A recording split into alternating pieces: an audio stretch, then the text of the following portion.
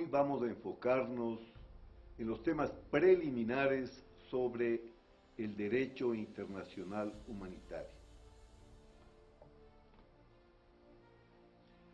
Los temas que vamos a tratar, unos antecedentes, definiciones, los ámbitos de acción del derecho internacional humanitario, las finalidades, características y principios. La guerra es un fenómeno que ha acompañado a la humanidad desde los inicios de las civilizaciones. Lo que es más, la historia de las guerras, puede decirse, es la historia del desarrollo humano. No hay etapa en esa historia en la que no se hayan producido conflictos armados, enfrentamientos armados. Y por supuesto también, desde el inicio de las guerras, hubo principios, valores que se aplicaron para evitar daños extremos a los combatientes, para evitar crueldad extrema, para proteger a las personas débiles o que se encontraban en situaciones de grave afectación a su salud. La historia nos cuenta cómo los samuráis, por ejemplo, tenían reglas muy estrictas sobre la protección a la población y también tenían reglas muy estrictas para batirse entre ellos solamente por temas relacionados a su honor.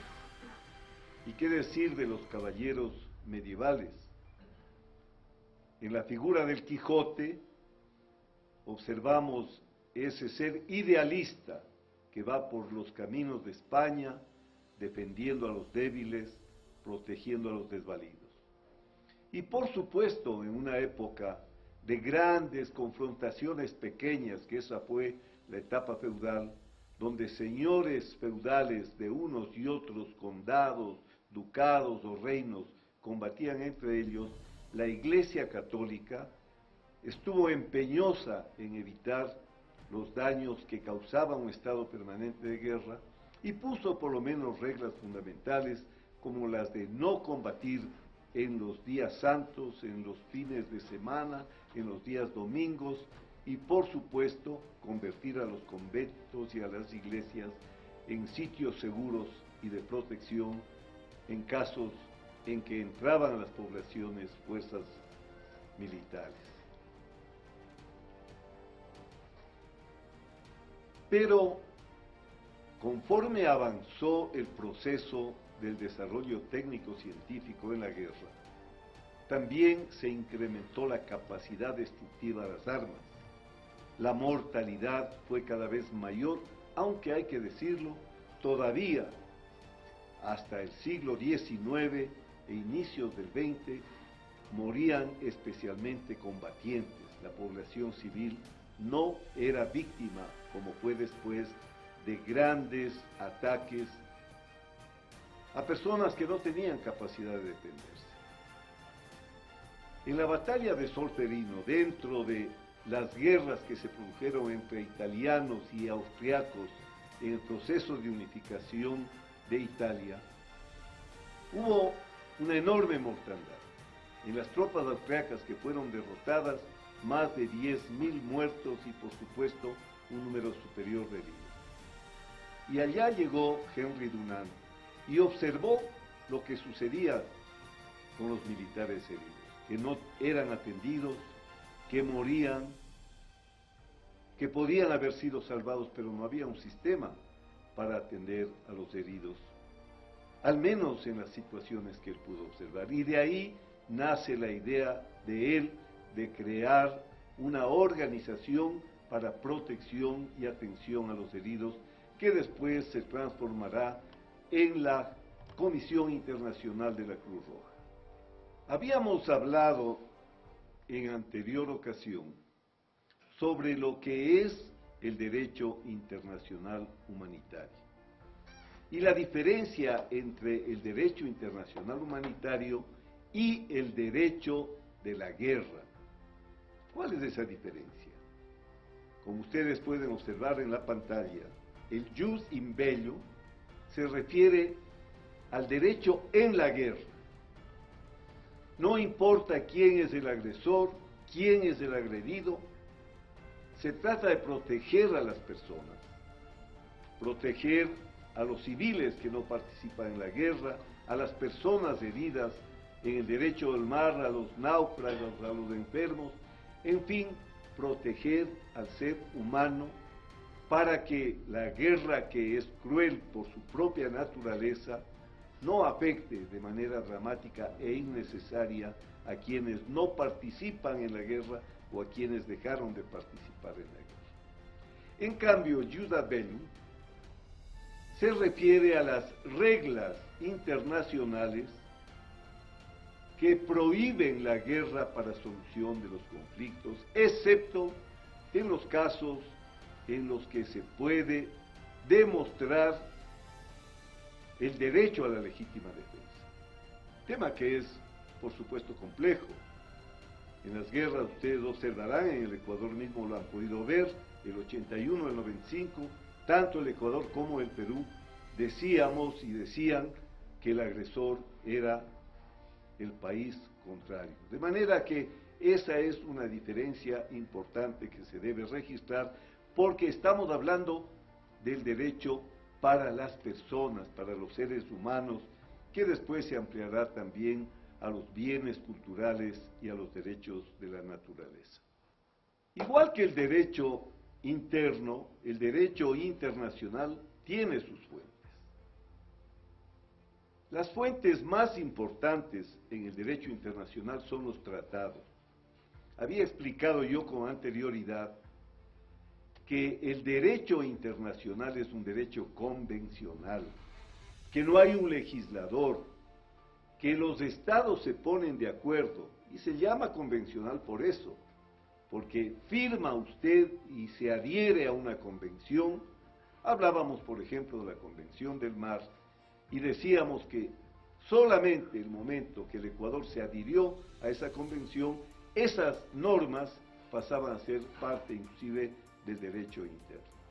Entonces, los tratados son la fuente más importante, pero también, como en toda forma de derecho, la costumbre internacional, los principios generales del derecho, por ejemplo, la no agresión de un país a otro es un principio general del derecho, y unas fuentes complementarias como las decisiones de los jueces de los tribunales internacionales, que marcan lo que se denomina jurisprudencia, y la doctrina de los grandes tratadistas, de los grandes publicistas.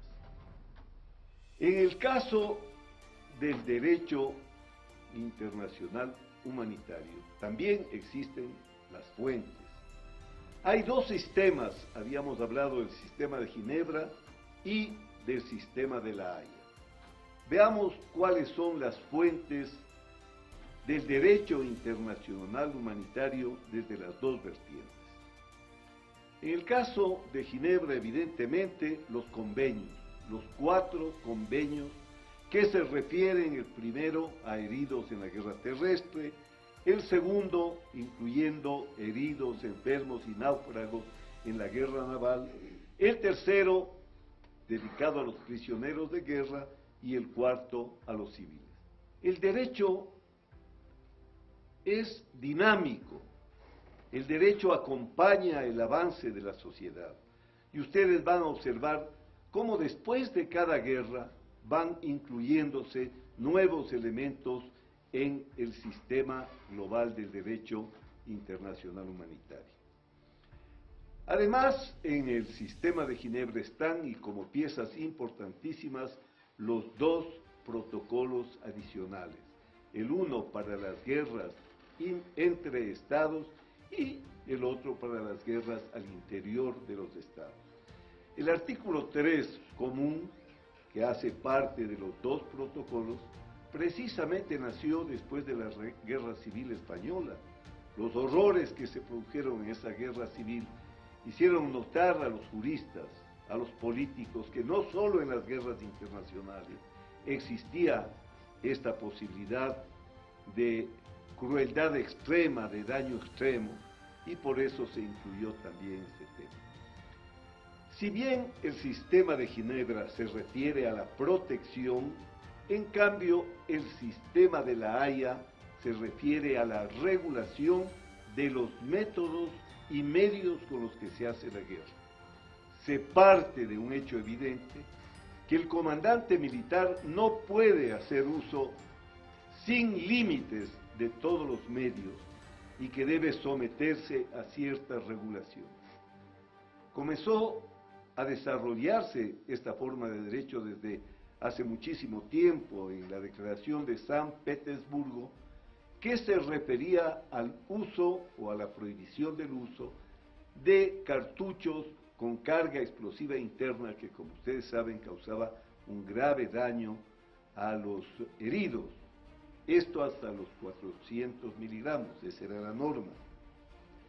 Después de La Haya se desarrollaron leyes y costumbres de la guerra terrestre, se los volvió a revisar en 1907, y después de la Primera Guerra Mundial, cuando el uso de gases destruyó a tantos seres humanos y muchas veces innecesariamente, se comenzó a revisar el tema de los gases, medios bacteriológicos, lo que después conocemos como la guerra QBR, químicos, biológicos y bacteriológicos.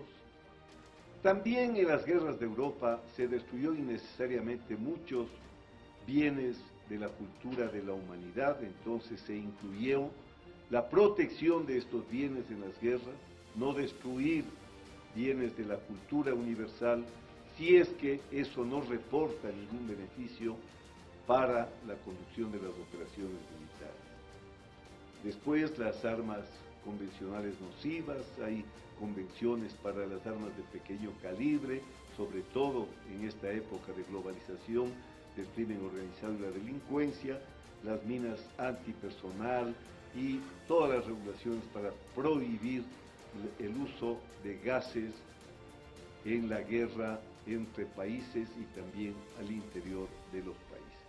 Entonces, estas son las fuentes del derecho internacional humanitario.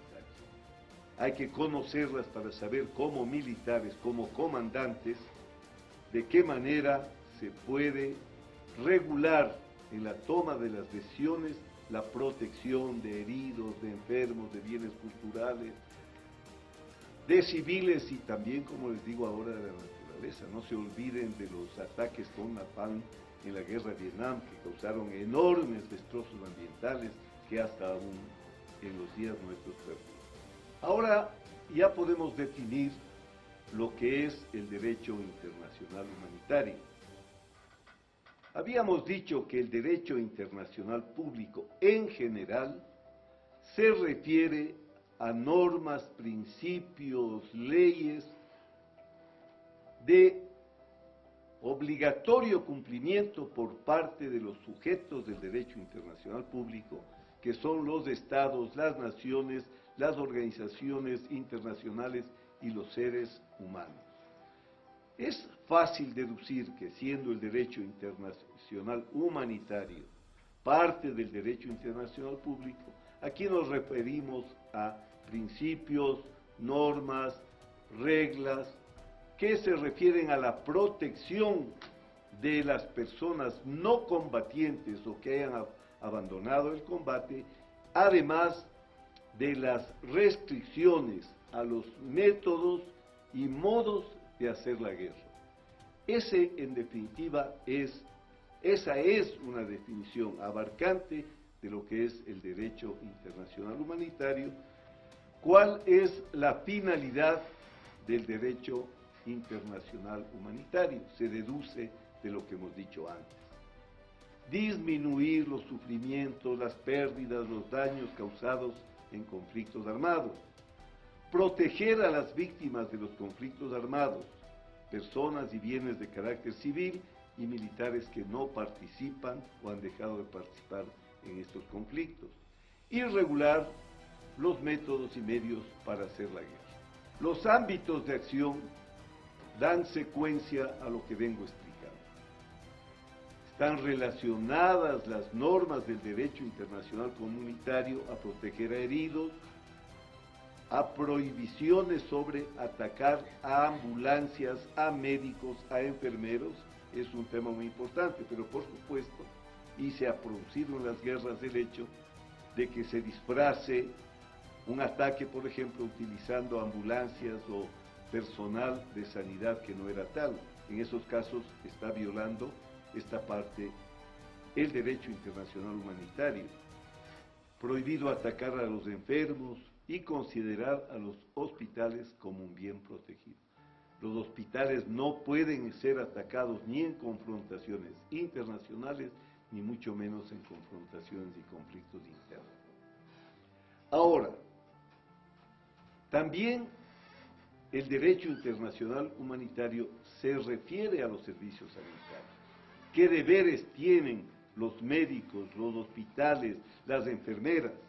Asistencia humanitaria, no discriminar por ninguna causa.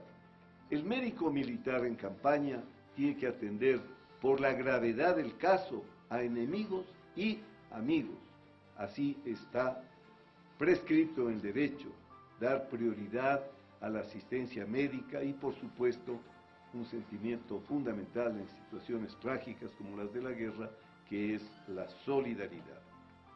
¿Cuáles son las características del derecho internacional humanitario? En primer lugar, ya hemos explicado reiteradamente que es parte del derecho internacional público, que rige las relaciones entre estados durante el conflicto. Insisto, no se refiere a las causas del conflicto, a quién tiene la razón, a quién se califica como agresor o no, se refiere a buscar el daño menor para los seres humanos, especialmente heridos, enfermos, personas civiles, personas de los servicios de sanidad y, por supuesto, bienes culturales y también la naturaleza.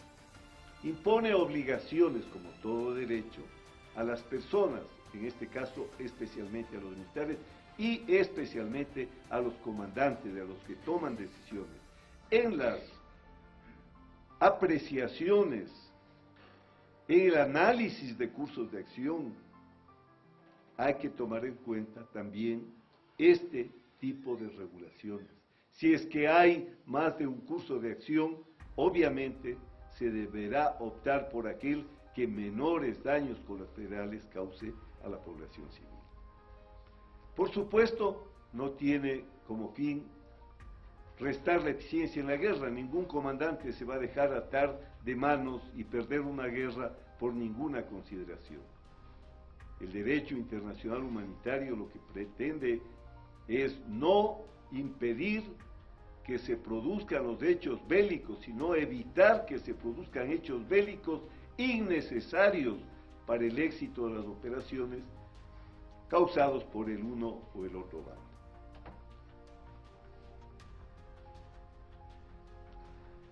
Ahora, hay unos principios básicos fundamentales que rigen los conflictos. El uno es el de la humanidad y no discriminación. No se puede discriminar por razones de raza, de sexo, de ninguna naturaleza. Insisto, inclusive el personal médico, ni siquiera entre heridos, amigos y enemigos. En segundo lugar, la necesidad militar. Los ejércitos que están combatiendo están para ganar la guerra y tienen que usar todos los medios lícitos para obtener la victoria. La necesidad militar, por supuesto, dentro del marco de la proporcionalidad y la distinción de lo que vamos a hablar más luego.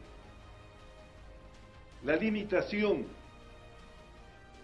ya por el mismo desarrollo y la explicación que he dado, hay una gran cantidad de limitaciones que existen para el uso de las armas y para el empleo de las fuerzas.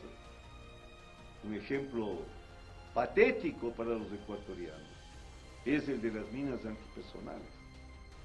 Sin las minas antipersonales, en la guerra del Cenepa no habríamos podido operar con suficiente protección y libertad de acción para derrotar al enemigo. Pues, como ustedes saben, después de la convención firmada en Ottawa, se prohíbe el uso, almacenamiento de armas de esta naturaleza, de minas antipersonales. ¿Y por qué pasa esto?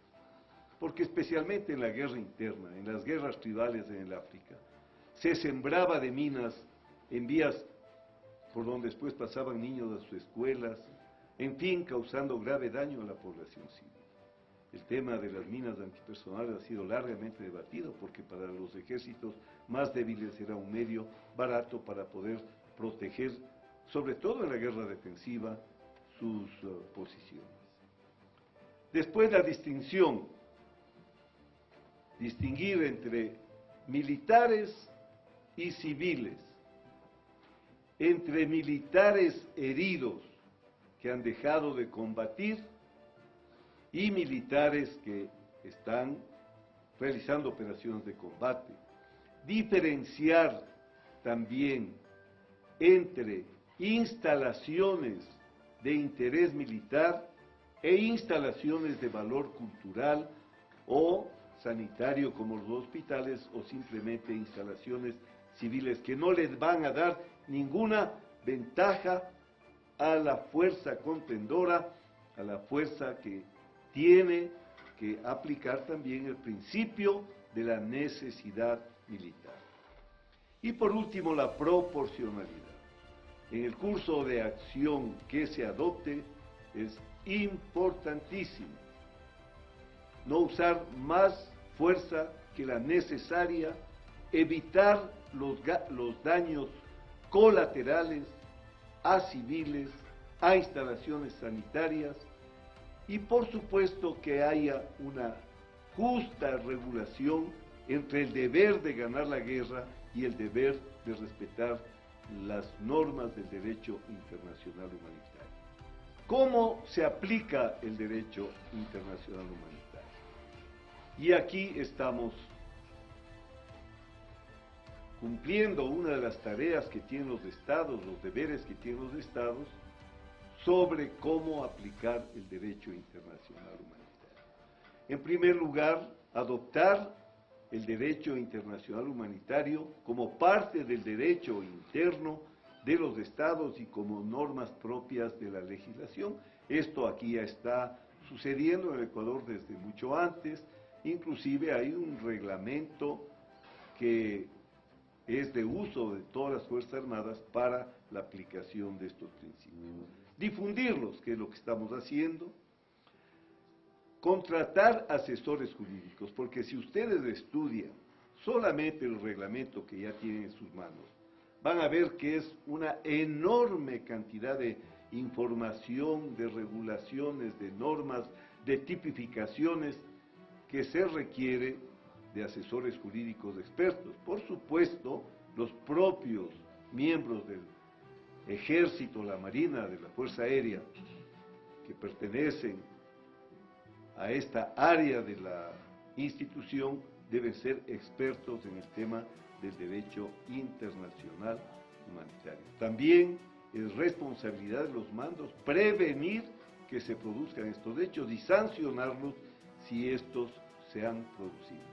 Y lo que se ha hecho siempre, proteger los emblemas de la Cruz Roja, de la Media Luna Roja. Esto es una ambulancia con la Cruz Roja, una carpa con la Cruz Roja, deben estar al margen de las operaciones militares. En cambio, en el campo internacional existen potencias protectoras que asumen la responsabilidad en el cumplimiento de este tipo de leyes y de normas. También el propio Comité de Acción Internacional de la Cruz Roja y una comisión que se llama de encuesta, que no tiene otro papel que investigar casos en los que se haya violado el derecho internacional humanitario. Aquí termina esta conferencia. Espero que ustedes tengan, con la anterior, de la que esta es secuencial, una idea general para continuar en este importante curso que se desarrolla en una de las áreas que son de obligación del Estado ecuatoriano y, por supuesto, de las instituciones armadas. Gracias por su atención.